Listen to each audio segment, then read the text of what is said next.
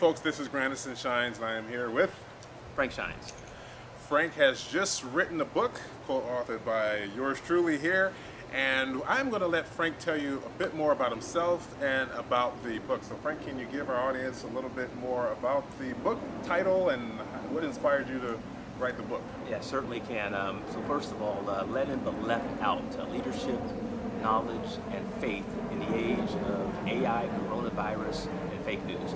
So that's a bit of a mouthful, right? So was formerly in the Air Force, and one of the things that I've noticed recently is what's been happening with regards to fake news and the potential impact that that might have on our democracy.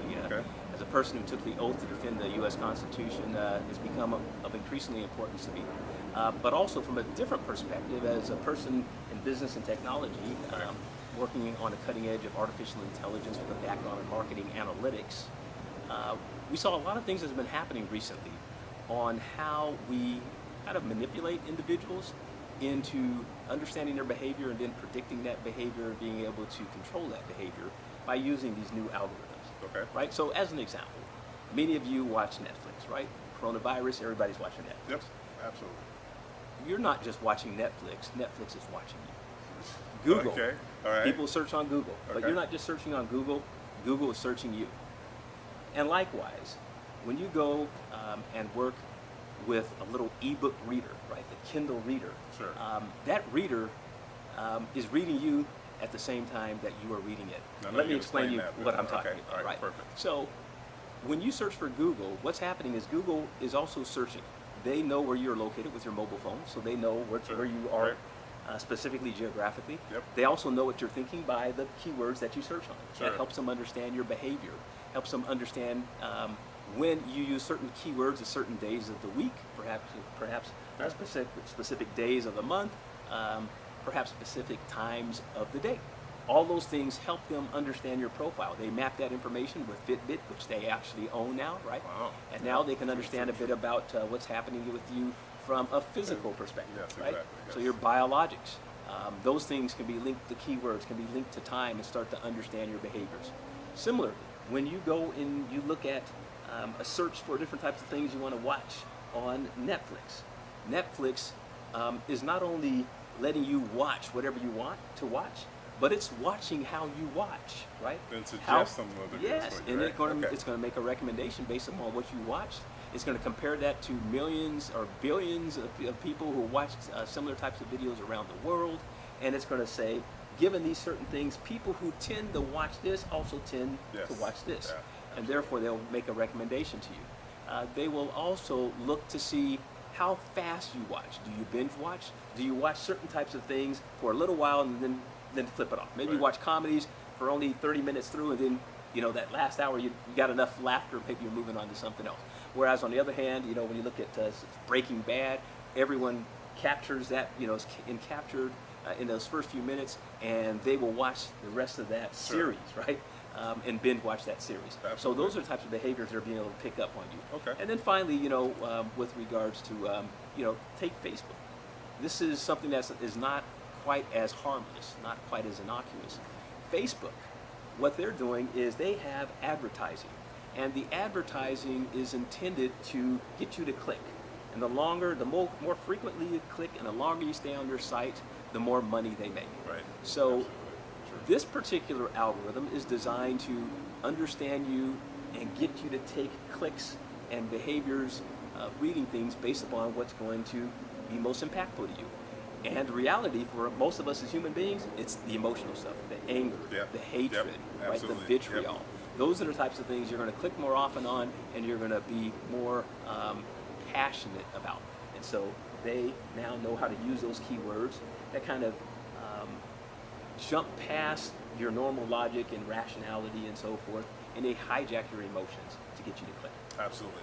Wow, that's a lot there. And the book dives really deep into some of the other nuances regarding artificial intelligence. Now, Frank, let's switch the conversation over to something that we're all dealing with right now, the coronavirus. Coronavirus has really shaped how we do things now. I don't even know if we have a new norm yet. So we're talking about the coronavirus, and we're talking about fake news, and we're talking about some of the other aspects of the book. tell us a little bit more about the coronavirus. What did you describe about that? Yeah, sure. So when we look at the subtext of let in but left out, right? There's one subtext called let in coronavirus but left out bioscience. Right? So we let in the coronavirus, and let's be honest, none of us had much of a choice, right? We know what happened in Wuhan, China. This is not the first time viruses have traveled around the world, right? The Spanish epidemic, they called it the Spanish epidemic, but it probably didn't come from Spain. A lot of people think maybe it's originated here in the U.S. or maybe some other European nation.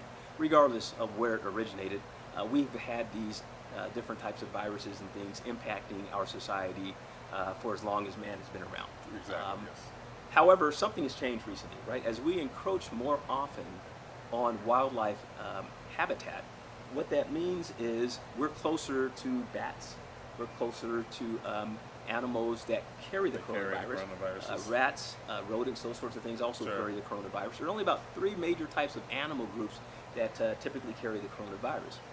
And as we encroach under habitat, the bat is now going to get exposure to more of our domestic animals, right? So it could be pigs, which is what created the swine flu. It could be camels that created MERS, the Middle East outbreak. So as these animals get closer to us, then with those domesticated animals passing the virus onto human beings, it jumps across the species. It jumps from the animal species to the human species. And our bodies are not well adjusted to handle those types of viruses. And that's what's creating this increase in number of viruses. So when we talk about the book, the first thing we want to make sure everyone understands is what's the history, what's the science behind this. This is not something new. This is something that's been around for quite a while, and we first started looking at the data around the late 50s, early 60s to identify the first coronavirus. So what we do with the book is we say, given that reality of the science and the way humanity is evolving more and more closer to areas where animals' habitats are located, and we now have globalization where people are connected, they can jump on a plane and spread that coronavirus much more rapidly across the different parts of the world, right? Then what happens is we're just going to have an increasing frequency of these types of things. Until we change our behavior, right, we're not going to change Mother Nature. Mother Nature will retaliate. And so we say, given that reality, how do we define the definition of the problem? How do we measure its current impact? How do we analyze, get to the root cause, put in place improvements, treatments, vaccines ultimately, and then control that, right? It's called the DMAIC, define, measure, analyze, improve, control. It's the scientific method applied to real life business problems that we face every day. Right, okay, absolutely. Wow, that is a mouthful and an earful and an eyeful when you start reading this. It's so deep, and you have to make sure you get the book. Can you give us the title of the book again? Let In But Left Out. Frank Shines, and co-authored by my brother here, Granison Shines. Thank you.